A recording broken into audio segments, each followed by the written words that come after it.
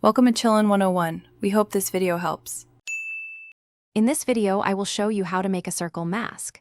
First, open your image editing software, like Photoshop or GIMP. Next, select the image you wish to mask. Ensure your image layer is unlocked and ready for modifications. We will then proceed to create a precise circular selection. This easy guide will help you achieve a polished, professional look for your photos and designs in just a few simple steps, making your visuals stand out beautifully. To begin, open your chosen image in your editing program. It is a good practice to duplicate your background layer.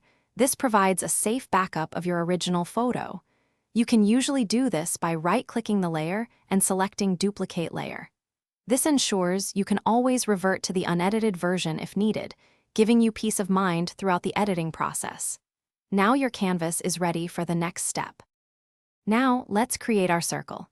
Select the elliptical marquee tool or the circle shape tool from your toolbar. To ensure a perfectly symmetrical circle, hold down the Shift key while you drag and draw. Position your circle precisely over the area you want to mask. You can adjust its size and placement until it looks just right.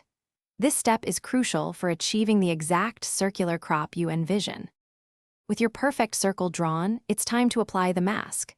Navigate to your Layers panel and click the Add Layer Mask icon. If the wrong part of your image is hidden, simply invert the mask. For a softer edge, you can apply a slight feather to the mask, perhaps 1 to 3 pixels. Finally, save your newly masked image in your preferred format, like PNG or JPEG, ready for sharing or further use. Thanks for watching. Consider subscribing if we helped you.